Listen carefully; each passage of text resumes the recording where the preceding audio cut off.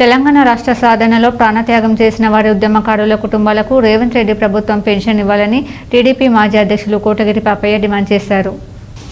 తెలంగాణ రాష్ట్ర అవతరణ దినోత్సవం సందర్భంగా గోదావరిఖని టీడీపీ కార్యాలయంలో సోమవారం జాతీయ జెండాను ఆవిష్కరించి తెలంగాణ అమరవీరులకు జోహార్లు అర్పించారు.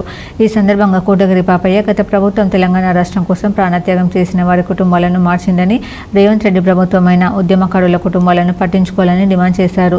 తెలంగాణ రాష్ట్ర సాధన కోసం సబ్బండ వర్గాల ప్రజలు ఉద్యమంలో పాల్గొని రాష్ట్రాన్ని సాధించుకోవడం జరిగిందని తెలిపారు.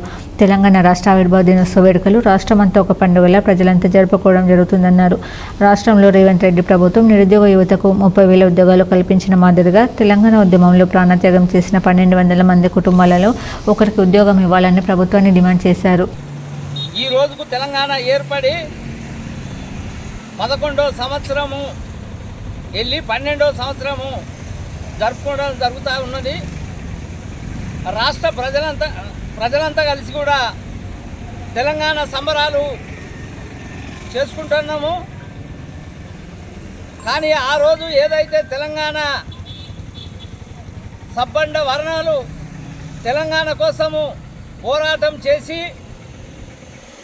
ఆంధ్ర వాళ్ళు తెలంగాణ నిధులు, ఉద్యోగాలు, నీళ్లు తోసుకపోతూ ఉన్నారు అని చెప్పినటువంటి సందర్భంలో తెలంగాణ ప్రజలంతా కలిసి మాకు తెలంగాణ కావాలని చెప్పి పోరాటం చేయడం జరిగింది.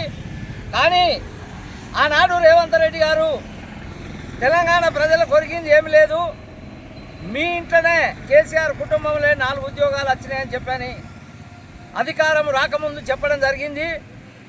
వారు చెప్పినట్టే అప్పుడు ఆ ప్రభుత్వం అలాగే చేసింది. కానీ మీరు వచ్చిన తర్వాత 30,000 పైచీలకు ఉద్యోగాలు ఇవ్వడం జరిగింది. మీకు ప్రత్యేక ధన్యవాదాలు చేస్తున్నాము.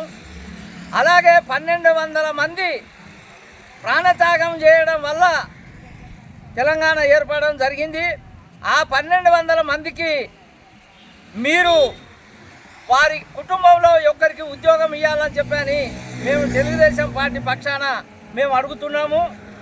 అలాగే ఆనాడు స్వాతంత్రం కోసం పోరాటం చేసినటువంటి వ్యక్తులకు పెన్షన్ ఇవ్వడం జరిగింది.